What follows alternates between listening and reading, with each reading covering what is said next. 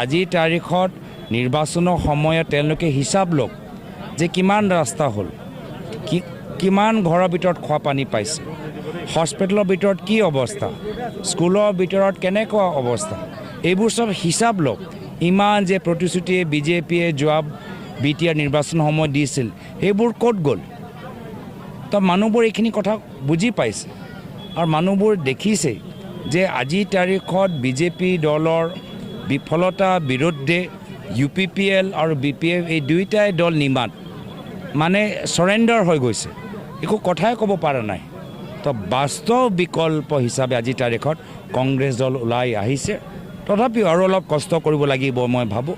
মই আশাবাদী যে আমি কষ্ট কৰিম আৰু ফলাফল ভাল হ'ব।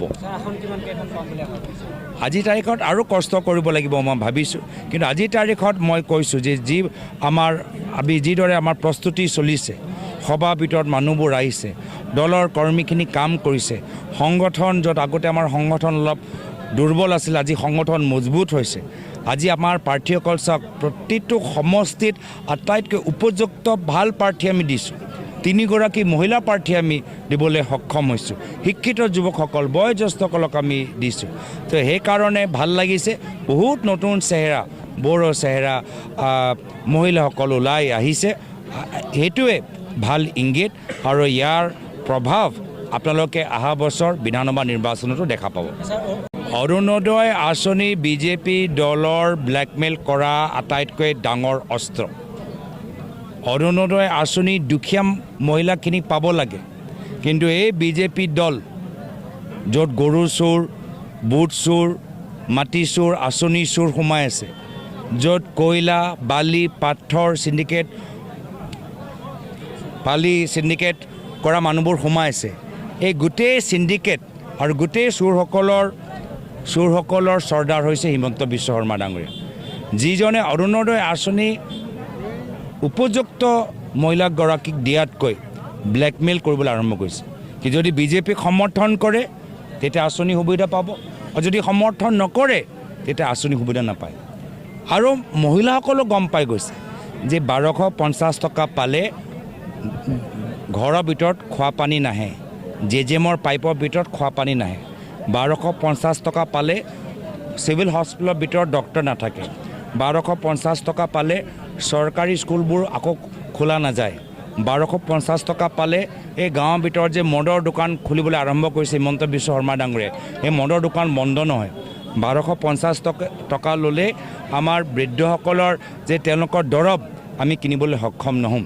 তো মানুহবোৰো মহিলাখিনিও সজাগ হৈছে আৰু গম পাই গৈছে যে আগন্তুক দিনত এই বিজেপি দল 1250 টকা ব্লেকমেইল কৰি গোটেইখিনি যে কাম যে কৰিব লাগে, শিক্ষা ক্ষেত্ৰত, চিকিৎসা ক্ষেত্ৰত, খোৱা পানীৰ ক্ষেত্ৰত, বিজুলী যোগান ক্ষেত্ৰত, ৰাস্তা দলঙৰ ক্ষেত্ৰত, গৰখনীয়া ক্ষেত্ৰত, সেইখিনি তেওঁলোকে কৰা নাই।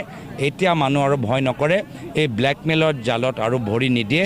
মানুহবোৰ মহিলাখিনি আজি কংগ্ৰেছৰ লগত আছে। মুখ্যমন্ত্ৰী হিমন্ত বিশ্ব শৰ্মা ডাঙৰীয়াই দুইমুখৰ স্থিতি দেখা নাই। 10 ছেপ্টেম্বৰ কৈ আছিল। এতিয়া 10 ছেপ্টেম্বৰ আজিৰ তাৰিখত তেওঁ গোটেই ৰিপৰ্টটো পঢ়িলে নে নাই পঢ়া আমি সেইটোৱে গম পোৱা নাই। আজিৰ তাৰিখত তেওঁ ৰিপৰ্টটো আপলোড কৰিলে হ'ল, নহ'লে একে পুৰণি ফাটা টেপৰ দৰে কথাবোৰ কৈ আছে, ফুচ হৈ গ'ল। আৰু আমি কৈছোঁ আমি 10 ছেপ্টেম্বৰত আমাৰ প্ৰগ্ৰাম হিট হ'ল, আৰু আগন্তুক 10 অক্টোবৰতো আমাৰ প্ৰগ্ৰাম হিট হ'ব। তাৰপিছত অহা 10 নৱেম্বৰতো আমাৰ প্ৰগ্ৰামটো আমাৰ হিট হ'ব। তো এনেদৰে আমাৰ কামখিনি ৰাইজে আদৰিছে, মানুহবোৰে গম পাই গৈছে। গৰু চোৰ, মাটি চোৰ, বুট চোৰৰ চৰ্দাৰজনক আমি আৰু সহায় নকৰোঁ। অসমত মামিক চান্দা নিদিয়াকৈ কোনো কাম নহয়।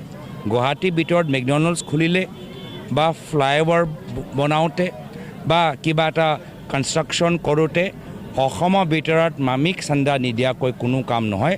এনেকুৱা এটা পৰিস্থিতিৰ পৰা ৰাইজে পৰিত্ৰাণ বিচাৰে।